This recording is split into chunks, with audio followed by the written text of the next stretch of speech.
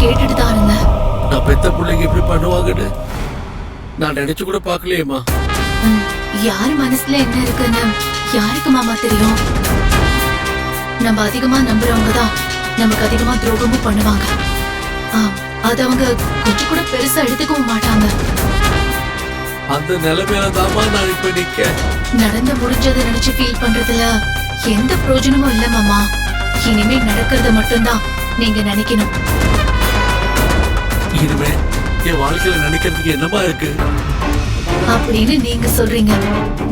ஆனா இனிமேதான் உங்களுக்கு பொறுப்பு நிறைய இருக்கு. துளசியை நல்லா வாழ வைக்க வேண்டிய கடமை உங்களுக்கு இருக்கு. என் கையில எதுவும் இல்லையா? அதான் உன் பேர்ல புறா சொத்தி எழுதி வச்சுட்டேனே. அதை வச்சு அவன் நினைச்ச வாழ்க்கைய வாழ்ந்துட்டு போட்டோம் அப்படின்னு நீங்க சொல்றீங்க மாமா. ஆனா அவளை சுத்தி நடக்கிறதே வேற.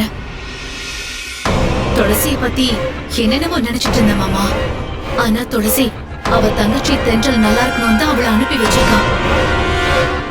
அந்த சூழ்நில பெரியவங்க எல்லாருமா சேர்ந்து அவளுக்கு கல்யாணம் பண்ணி வச்சுட்டீங்க. இல்லம்மா ஒரு நிமிஷம் இருங்க மாமா. இத பாருங்க.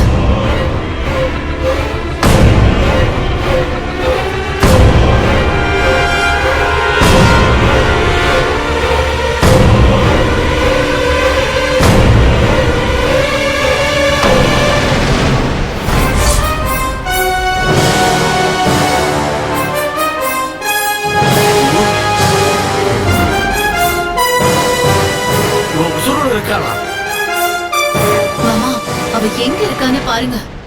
கோர்ட்ல லாயரை போய் பாத்துட்டு இருக்கா. அவ என்னத்துக்கு வக்கீல பாக்கா?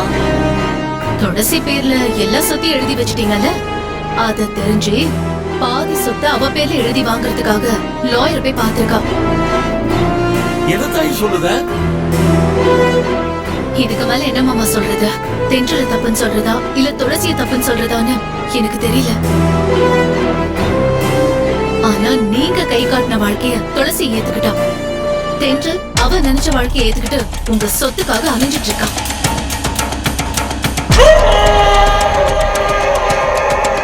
என்ன கேட்டா நான் துளசி ஒண்ணு தப்பா சொல்ல மாட்டேன். எல்லாமே அந்த தென்றல் தான். அவ ஆசைப்பட்டவன் கூட வாழணுங்கிறதுக்காக துளசி கிட்ட சாகுற மாதிரி நடிச்சு இவ மேல படிய போட்டுட்டு அவ தப்பிச்சு போட்டா.